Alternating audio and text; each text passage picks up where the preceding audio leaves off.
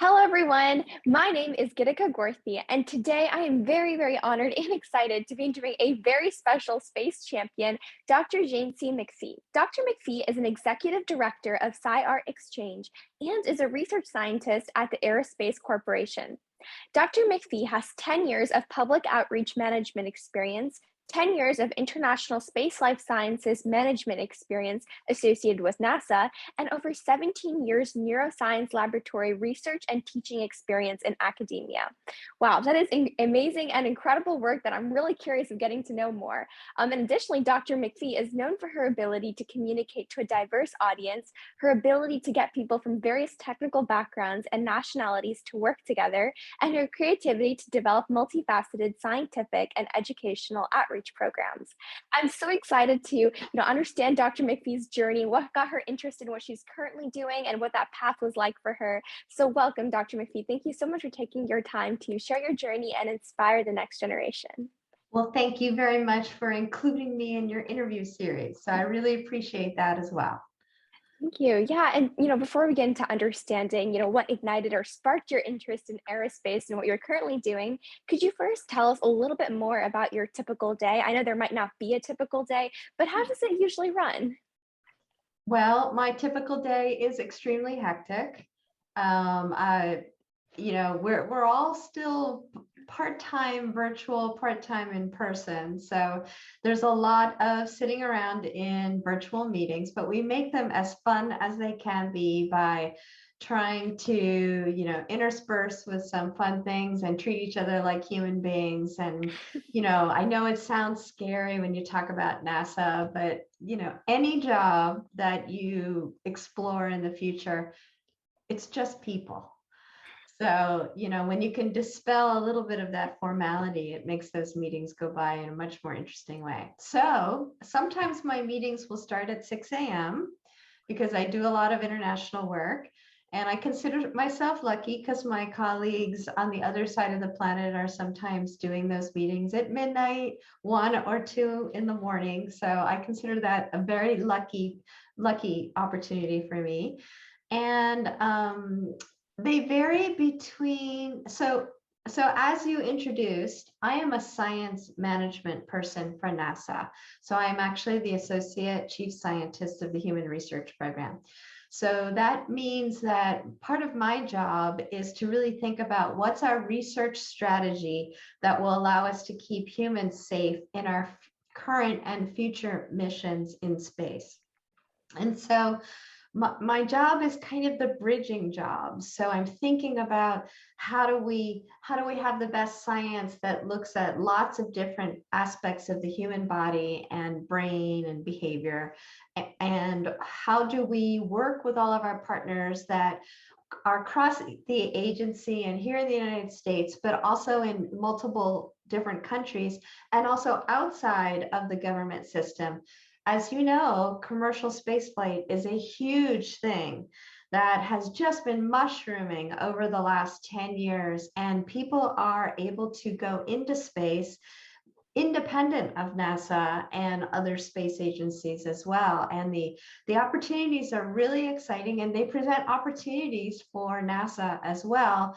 But we have to figure out what will be our role, and we want to support the development. It's a mandate for us to help give lessons learned and help support the new space economy. So we want to do that.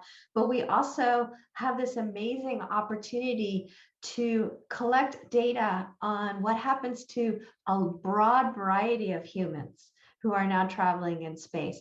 And so we're actively doing the strategy to understand what's our best opportunity here, what's our role, what should NASA be doing. And so that's really fun. So I get to think about all the different partners, and that's my typical NASA day. So it's a combination of sitting in meetings, preparing for meetings, and writing out strategies and trying to find out what needs to happen that's not happening. So, and then on a day or a night or a weekend, which is frequently the case when I'm working for the nonprofit, of course, there's lots of meetings, but it's a different kind of exploration. So SciArt Exchange integrates the arts. So it's music and literature and film and visual art with space, science, and technology. And we have kind of three interests. We're interested in fostering communication about science and engineering. And we are also interested in fostering creative problem solving and also in helping people to work together better to solve the grand challenges ahead. So that's the purpose of that organization. And there's still a lot of strategy and bridging involved with that, but it's different.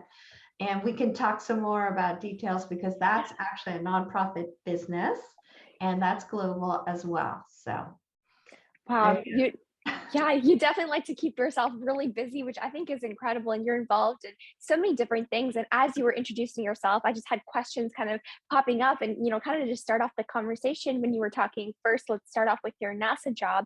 I think it's very important as we're trying to look into going into Mars to really understand what are the, physical and psychological problems humans might face when they travel such long distance. And, I'm just curious from your perspective, what do you think is going to be like that biggest human-based obstacle we're going to have as we're looking into traveling into deep space or, going into Mars one day? So what do I think will be the biggest obstacle? Is that what you said? Yes. So there are a couple that really concern us, but the one that's closest to my heart as a neuroscientist is to think about what it's going to be like to be isolated and confined with just a couple of people in a very small space for a very long time.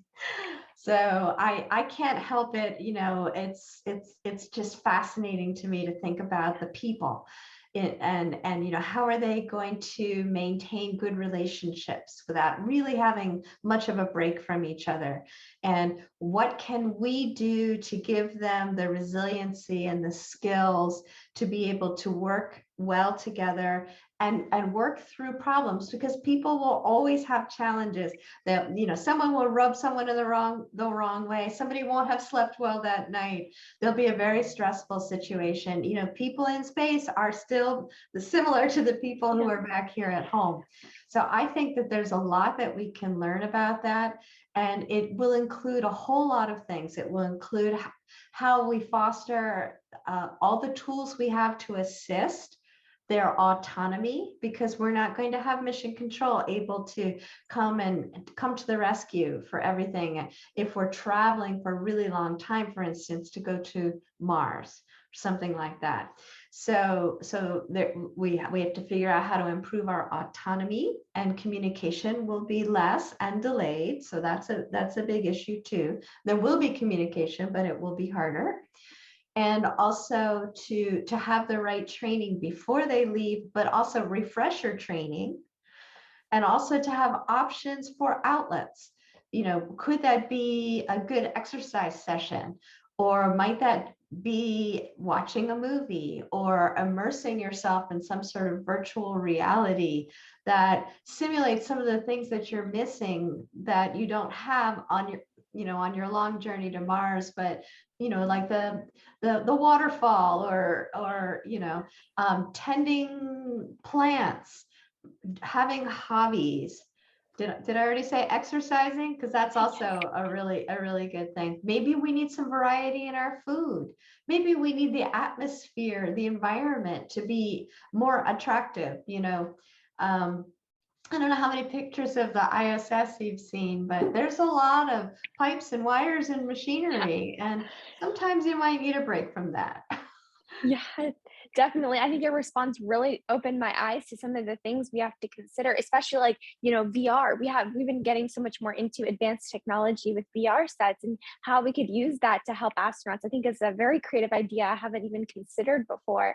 And, I'm just like kind of building off of that. I'm curious, like with the astronauts that have been sent to the ISS, I know it's a very short term compared to something like going to Mars, but have we noticed any significant like, psychological changes? And also, have we could like, do you think it's a good idea to use telemedicine or like robots who can do conflict resolution, or I don't know, something like that on like deep space missions? Was that ever a thought? So we collect lots of data to look for changes in people's behavior. That's kind of the current cutting edge research. And we have people who have been there for up on the ISS for many, many months. And these are very highly trained people, and they're given skills and, conflict resolution tools and all of that. What we're looking at though with the longer missions is maybe we're going to need even more. So we have some skills and some monitoring already in place, but we want to be sure we equip them with a lot of different tools. So that's really, you kind of hit on sort of what's a cutting edge area of research right now. And in case you didn't know, a lot of the work that we do to research this kind of isolation and confinement, individual and team behavior, we do a lot of that work actually in facilities on the ground, because it's much less, it's not cheap, but it's not as expensive as trying to fly a crew and simulating a long Mars mission. So a lot of the initial work that we're doing to understand this is done in isolation facilities on the Earth, and there are many around the world. NASA Johnson Space Center has one right here, actually has multiple facilities that are developing, and there are some in other countries as well. And it's really interesting to kind of compare the different studies. Some of them will simulate a moon mission or a Mars mission. Others are just sort of looking at some of the physiological changes, the cognitive changes, the team dynamics over time. And it's fascinating because it's hard to tease out sort of absolute human behavior from something that's just cultural or a personality thing. Yeah, definitely.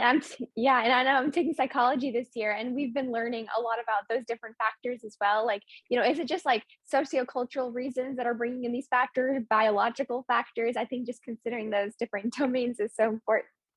Yeah, and Yes, I know. it was the second half to your question. Do you remember what it was?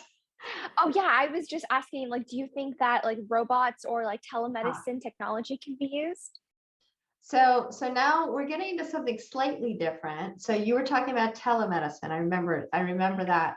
So that's actually, all these different areas are related, but telemedicine is also a really, really active and important area that we are, of course, very interested in. And we're doing a lot of work at trying to anticipate what kinds of illnesses, emergencies might happen, and therefore thinking about what tools will they need on board, what kind of just-in-time training is what they call it. You can't be an expert in everything, but can you have a library that, with the right tool and the right video or assisted augmented reality, would you be able to do something that someone who was an expert was able to do in an emergency? So, but of course, there's not unlimited cargo. So one of the most important things is to identify what are the most likely risks, and then to figure out how to provide that autonomy. As it is now, the ISS relative to the moon and Mars is pretty close to the Earth. So if something happened, they would definitely do it there. Most likely, if they had to bring someone home, they could, but they could call down to mission control and get some guidance. But that's not necessarily going to be true as we venture further into space and have some settlements on various planetary bodies. So we need to understand how to provide that expertise. And it's fascinating, very, very important. And there's also a lot of interest in stability of medications. One of the topics I didn't talk about when you said what are some of the things we worry about the most, radiation is an issue. It's not just an issue for the people, though. It can beat up equipment and pharmaceuticals and just potentially our food. So there's a lot of work that we need to do to understand that. So another really, really interesting area of research and development. Yeah, most definitely. And I know I could go all day talking about that type of research because I'm personally very intrigued by that intersection specifically, which is why I'm so fascinated by all the work that you're doing. And, kind of going a little bit away from the research, I'm really curious about like the inspiration for you to being able to found your own nonprofit, SciArt Exchange. Like, what was the moment kind of you're like, I want to do this. This is important. I'm curious to hear that story. So it's not something you plan for. And I've had a lot of interns that I mentor. And so some of my own observations from my journey, I try to pass on to the students that I work with and try to help with. So it kind of goes back to the early days when I was that kid who wasn't 100% sure what she wanted to be when she grew up. But I was really good in science, and I had excellent teachers in many different fields, including science and verbal skills and English language arts, all of that. So I went to a public school, but I had very, very good teachers who were inspiring and made learning interesting. And so I knew that science was something that I was able to do, but all of my hobbies were music and theater. And my mother was an English teacher, and so she couldn't really relate to the science part of my interests. And she was very interested in art and literature, and so I kind of grew up in this mixed world that had the sciences and the technology as well as the arts. But of course, when you go to college, you have to make a decision. You can't major in life. That just doesn't happen. And frequently when I give a talk, I open the talk with an image of a signpost, and it has two major routes after the signpost, and all of the signage going this direction is art, music, literature, theater, and all the signage going in that direction is science, math, engineering, technology. And the person is scratching their head because the implication is you have to go, if you go in one direction, you will never see what's on the other side. And that's something that I have always wanted to avoid. I want to have my cake and eat it too. I want to be able to be in both realms, exploring, growing, experiencing. But you do have to you have to specialize to develop your career. So I thought that neuroscience was the best intersection of all of my interests. That's the biology of behavior and creativity and movement and emotion and all of that. So I thought, well, those are sort of the elements that are the essence of the arts.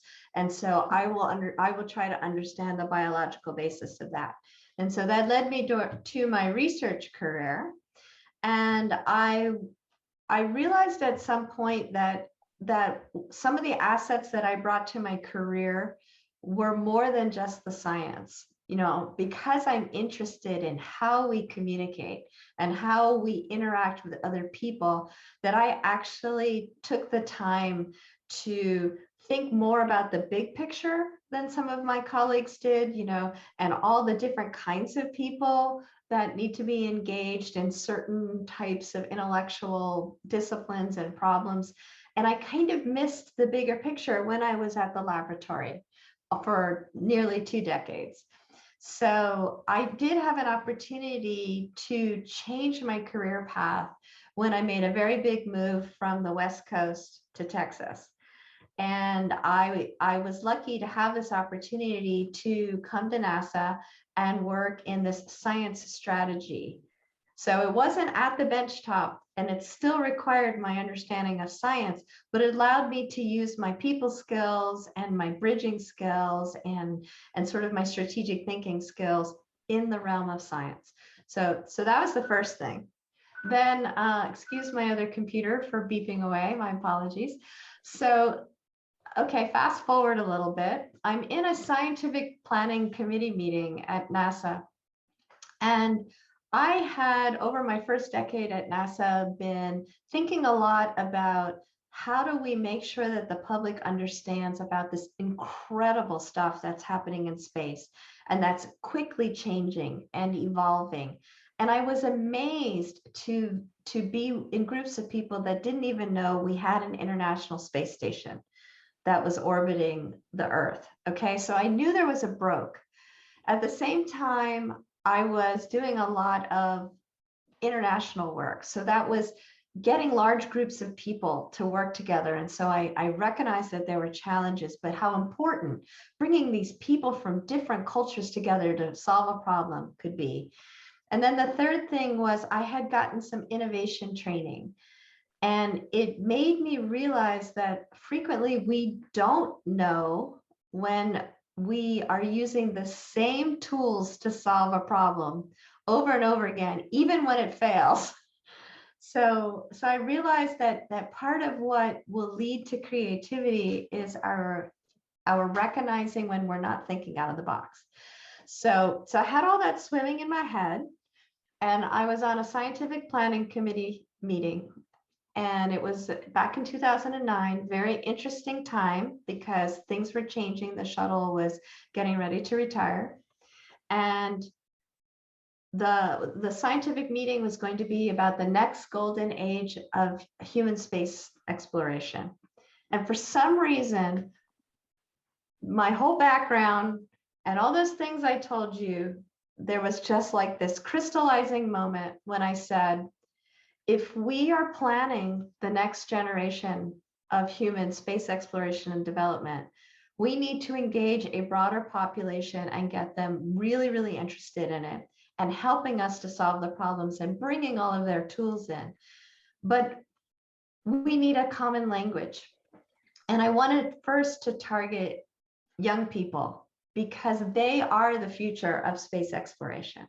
So how do I bring young people who are very, very smart and creative, but don't necessarily have all the language and tools that we as the adults had into this scientific venue to add to our thinking about this future?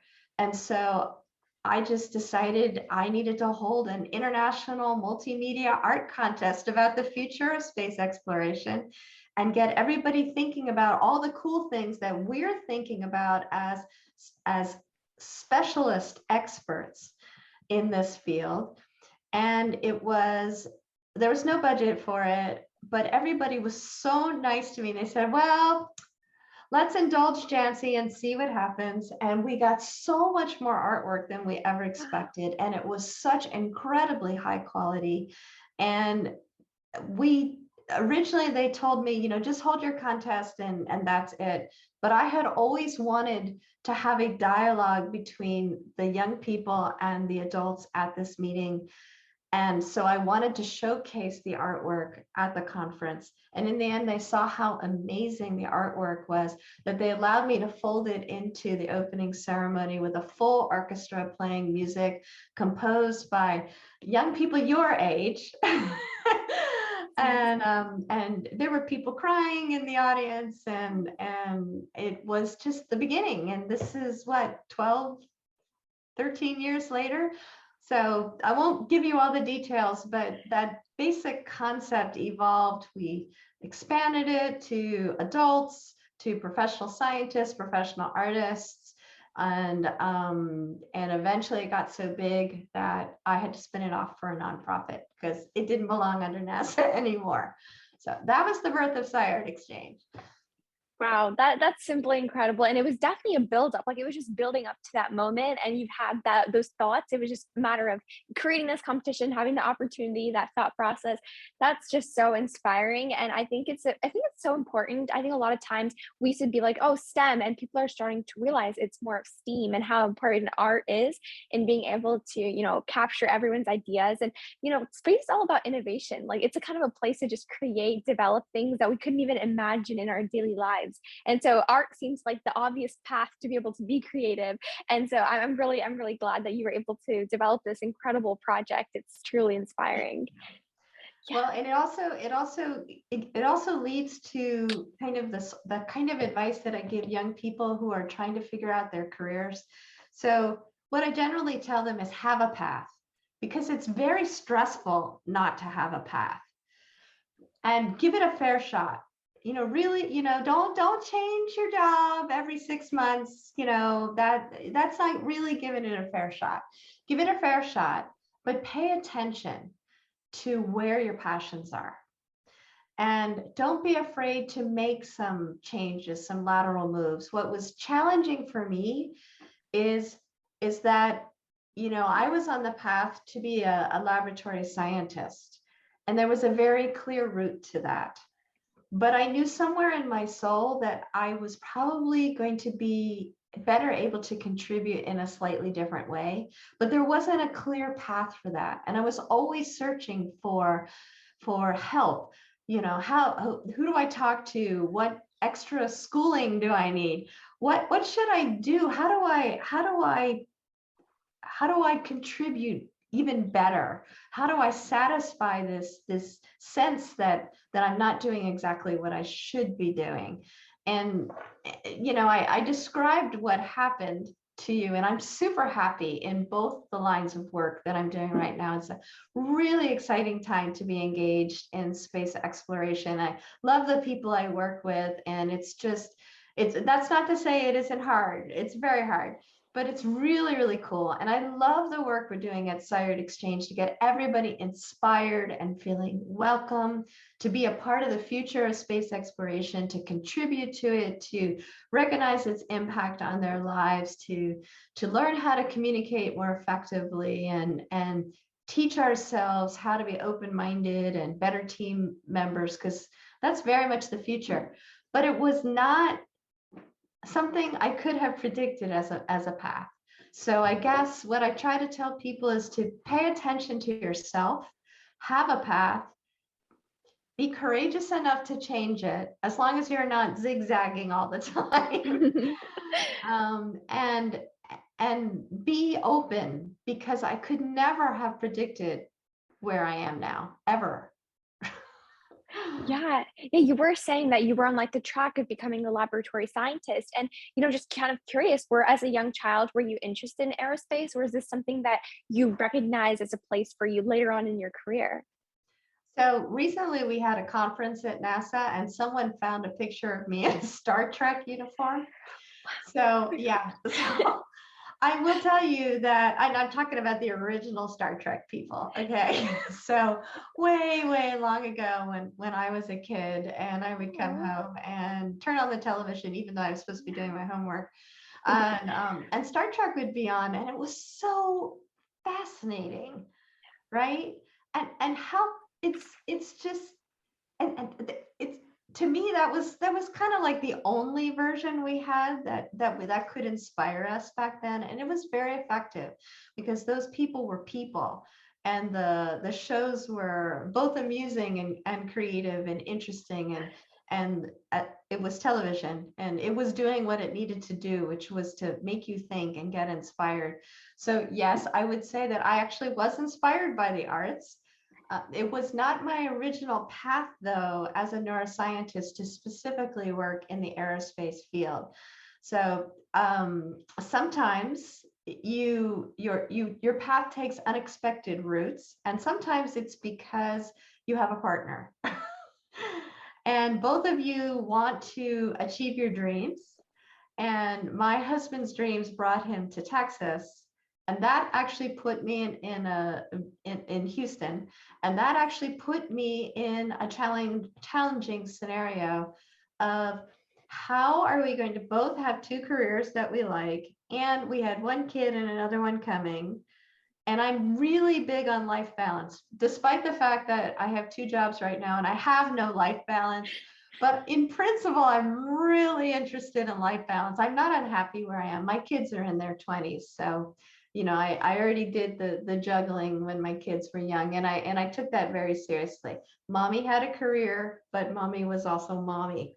So you make choices along the way to not just foster your own career and your own self, but also as you're thinking about your needs as a partner with whomever you're having an important relationship with, and also if you're interested in having children, and sometimes it's your pets, you make choices, and those shape your decisions. And there were several very important industries in the Houston area, and one of them was space.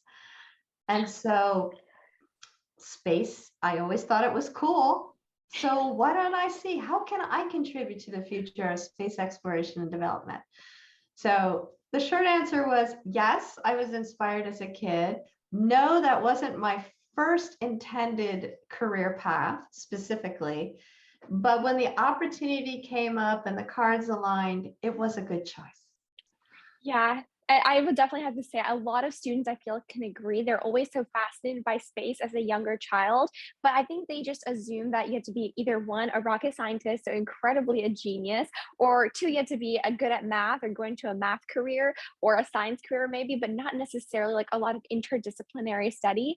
And so one of the things that I really like to do in these interview series, which I think you're just a testament of, is how combining careers is so important and how you can be interdisciplinary. And I like to consider space like its own world. Like every career you're going to need in the real world, you're probably going to need just in the space industry. So that's something that I love to just emphasize. And I think that your story is really like a testament to that statement. Well, and I think space is an umbrella under which so many things need to evolve and improve. So I feel like it's a wonderful, inspiring umbrella um, to aspire to. But you could be a medical doctor and contribute to space exploration. You could be an engineer. You could be an artist. You could potentially be you could be a musician.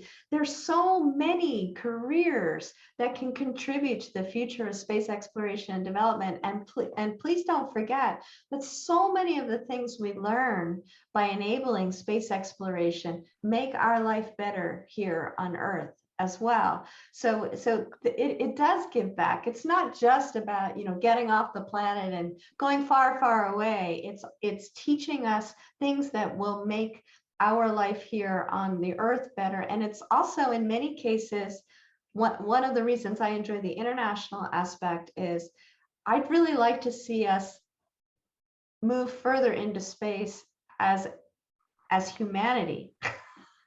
Not as country against country. And it's an opportunity for us to work together. Now I realize that's highly idealistic, and we're still people no matter where we go, and we still have affiliations, but it's an opportunity for us to try to do it as well as we can and really face the unknown and the excitement of space as human beings. And so I'd love to do anything I can to try to help foster that. So that's really cool. Space is just this giant umbrella under which so many of us can find an interesting niche.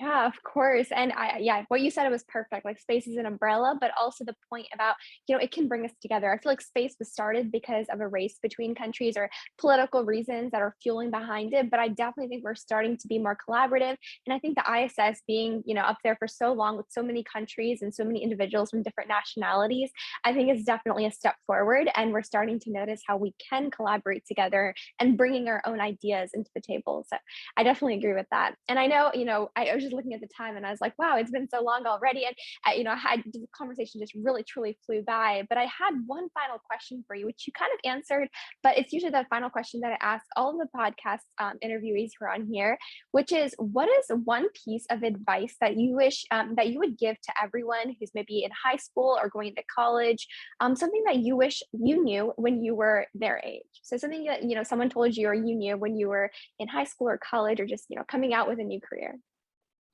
So I did sort of answer it. I generally say, have your path, but pay attention to your passions, and don't be afraid. So because of when I grew up and how fewer people experimented with different careers, it was really, really scary for me to make changes. Mm-hmm. So don't be afraid, but also experience. So I frequently say that the most creative person has multiple aspects. One is they do have an in-depth, detailed knowledge. So they're really bringing skills to the table. But two, they're not afraid to expose themselves to different kinds of experiences, to dabble in things. You don't have to be a great singer.